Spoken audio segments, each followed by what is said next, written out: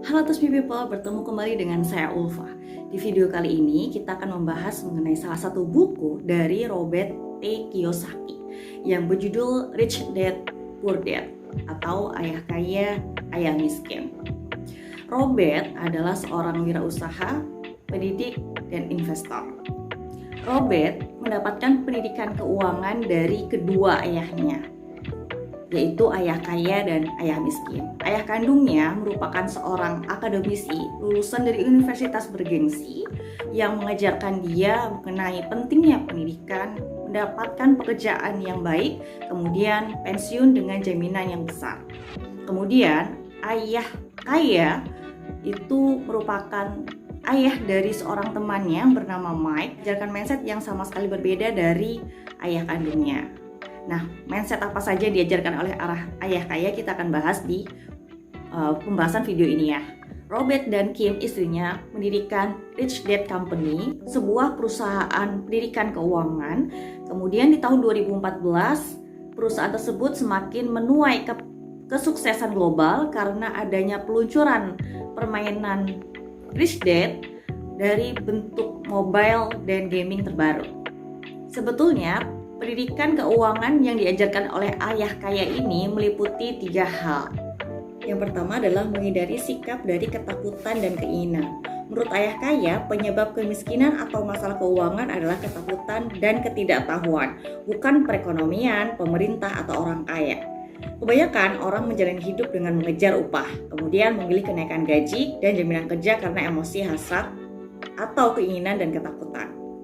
Ketakutan karena apa sih? Ketakutan karena kekurangan, ketakutan karena kelaparan, ketakutan karena melihat persepsi orang lain, dan berbagai macam ketakutan dalam hidup lainnya. Kemudian, yang memperkuat ketakutan dan keinginan adalah kebodohan atau ketidaktahuan. Itulah sebabnya orang yang kaya, punya banyak uang, seringkali juga tetap mengalami ketakutan. Ketakutan akan apa? Ya, ketakutan akan kehilangan keuangannya. Jadi sebetulnya sekolah itu penting dan Robert juga pro terhadap pendidikannya. Tetapi sekolah tidak mengajarkan mengenai pendidikan keuangan. Sekolah hanya mengajarkan suatu keahlian atau profesi agar menjadi anggota masyarakat yang menyumbangkan sesuatu. Jadi poin pertama ini mengajarkan kita untuk tidak terjebak dalam hutang yang besar yang harus dibayar, menjaga pengeluaran tetap rendah, bangun aset terlebih dahulu. Setelah itu baru kita mau beli sesuai dengan kebutuhan kita, kayak misalnya butuh rumah atau mobil ataupun hal yang lainnya. Kemudian bila kita lagi kurang uang atau misalnya kita dalam kondisi terdesak, jangan biarkan tekanan itu memicu kita untuk menggunakan tabungan atau investasi kita. Jadi biarkan aja tekanan itu memicu otak kita berkreativitas supaya memunculkan ide untuk menghasilkan uang. Jadi jangan buru-buru gunakan tabungan dan investasi kita saat itu ya. Ini tidak mudah sih saat keinginan atau ego kita masih menguasai, dan ketakutan dari berbagai macam sudut tadi yang saya sebutkan seperti kekurangan, kelaparan, persepsi orang, atau gengsi yang akan mengalahkan akal sehat kita. Poin kedua, hal yang kedua yang diajarkan oleh ayah kaya yaitu mengenai perbedaan mindset dari aset dan liabilitas. Apa sih bedanya aset dan liabilitas? Aset adalah sesuatu yang dapat menghasilkan pertambahan ke kantong kita. Sedangkan liabilitas adalah sesuatu yang dapat mengeluarkan uang dari kantong kita. Misalnya nih, kita saat ini menyangka bahwa apa yang kita miliki, harta yang kita miliki seperti rumah ataupun kendaraan itu adalah aset. Tapi ketika rumah atau kendaraan itu mengeluarkan uang kita atau mengeluarkan uang dari kantong kita untuk perbaikan, maintenance, pajak, dan lain-lain, itu sebetulnya bukan aset tapi liabilitas. Tetapi beda ya mindsetnya ketika perumahan itu atau rumah atau kendaraan itu menghasilkan sesuatu yang masuk atau menghasilkan uang yang masuk ke kantong kita. Itu bisa jadi adalah aset.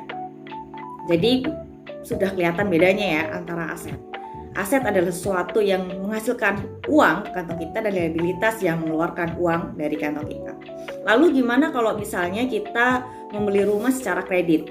Pada saat kita membeli rumah secara kredit dengan bunga yang besar, tentunya itu akan menguras kita punya pendapatan. Itu sebetulnya adalah liabilitas.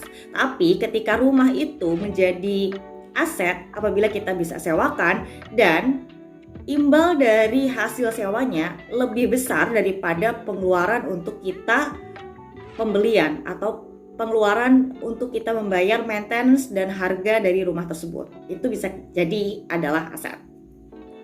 Aset apa saja sih yang disarankan Robert pada bukunya?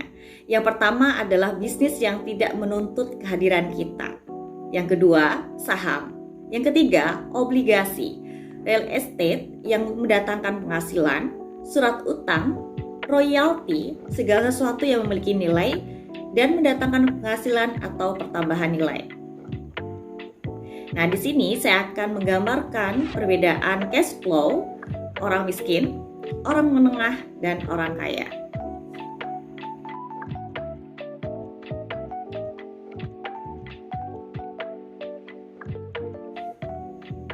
Hal yang ketiga yang diajarkan ayah kaya yaitu pengetahuan mengenai pajak dan korporasi. Seperti yang kita ketahui bahwa saat kita memiliki penghasilan, maka pemerintah akan mengenakan pajak. Atau apapun yang kita beli ada nilai pajaknya kan. Yang kemudian pajak ini digunakan untuk pembangunan fasilitas umum seperti jalan raya, kemudian rumah sakit pemerintah, gaji pegawai negeri, dan jaminan pensiun PNS. Nah, semakin tinggi penghasilan kita, tentunya semakin tinggi juga ya untuk pajak yang dikenakannya. Setelah penghasilan kita dikurangi pajak, maka sisanya adalah uang bersih kita yang dapat kita gunakan sehari-hari. Berbeda mindsetnya dengan penghasilan ketika kita memiliki suatu korporasi. Orang kaya memiliki korporasi atau usaha untuk melindungi hartanya, di mana cara kerja korporasi ini adalah pemasukan, pengeluaran, kemudian sisanya akan dipotong pajak. Dalam hal ini, korporasi yang dimaksud adalah dokumen hukum yang menciptakan badan hukum. Jadi, tidak melulu bangunan besar atau pabrik atau sekelompok orang. Untuk membangun korporasi ini diperlukan pengetahuan akuntansi, investasi, pemahaman terhadap pasar, dan pemahaman terhadap hukum. Jadi hati-hati juga ya untuk membangun korporasi ini dan tidak sembarangan juga kita bisa membangun korporasi. Selain itu, ayah kaya dari Robert ini mengajarkan bahwa setiap kita memberi orang lain, maka Tuhan akan menggantikannya lebih berkali lipat pada kita. Makanya orang kaya memberikan donasi pada tempat ibadah, lembaga amal, atau lembaga sosial, kemudian juga yayasan, bahkan mereka juga mendirikan foundation. Organisasi amal atau foundation ini dirancang untuk mengambil kekayaan mereka dan dapat meningkatkan kekayaan mereka. Oke, setelah mengetahui 3 prinsip dari ayah kaya Robert, apa yang terus kita lakukan? Pelatihan mengenai mindset keuangan ini tentunya tidak terjadi instan ya. Seperti setelah selesai kita membaca buku ini, kemudian kita bisa mengerti keuangan sepenuhnya. Tidak begitu.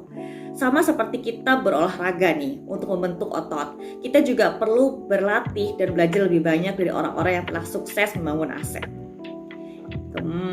Itu dulu ya pembahasan dari saya. Nantikan pembahasan buku lainnya dalam video berikutnya. See you!